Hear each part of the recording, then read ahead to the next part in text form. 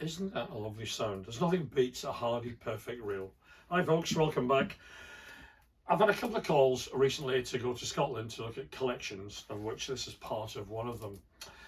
Yesterday, I met Robbie, lovely chap, who was selling his late father's collection. Sadly, his mum couldn't be there to meet us on the day, but Robbie's mum, if you're watching, hello. Sorry I missed you yesterday. This is the gentleman's lifetime collection, really, of fishing reels. He wasn't a collector, but he clearly had an eye for quality, and he only bought the best. So in with the mix of trout and salmon equipment, there are rods and other accessories as well. I just thought we'd look for a couple of minutes at the reels that we now have from Robbie's father's collection. There are Hardy Perfects. There is the trout one I was whizzing earlier as you come on with the agate line guide. It's the go-to trout fly reel, 3 5/8 diameter. What's nice with it, it comes with 2 spare spools, so that enables you to carry 3 lines, floating, sinking, intermediate, which is great. But bearing in mind, this is probably from the late 60s or 70s, this reel. It's already 50 years old. You tell me how many of the modern reels today that we buy, let's say from China, are going to be like this in 50 years, and another 50 years, and another 50 on top of that. None of them. That's why quality counts. Only cheap tackle is expensive. That's a good thing to remember. So we have another Hardy Perfect. This is a 3 3/4 wide drum.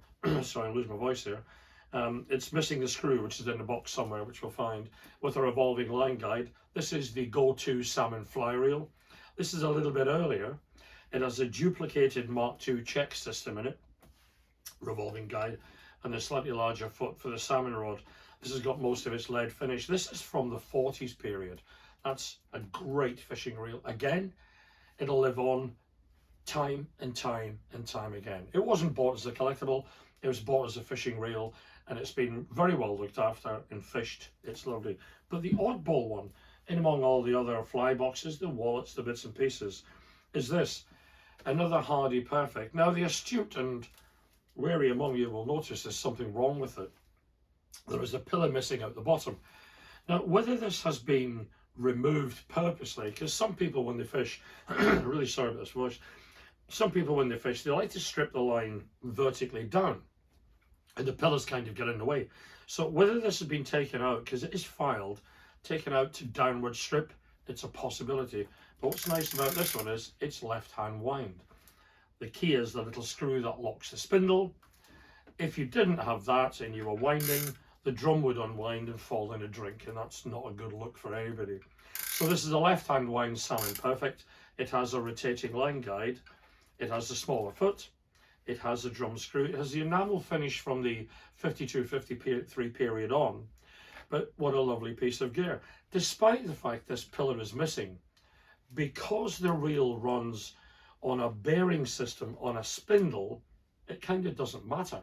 It's absolutely as strong as it was the day it was made. So you could fish it. You could file it down flat and touch it in. You could put a pillar in, or you could leave it alone, which is what I would do. Great looking reels. So thank you, Robbie. We had a lovely chat when we were there. It was a pleasure meeting you. The tackle now goes to new homes, could be anywhere in the world. I suspect a lot of this will end up back in Scotland again, and it lives on, which it should do. Tackle should not be stuck on a shelf and left alone. It should be taken out in the bank and fished. Delighted to have the collection. If you have any similar, drop me a line at john@thomasturner.com or give me a call. My number's on the website, and let's see if we can talk tackle and have a deal. Thank you.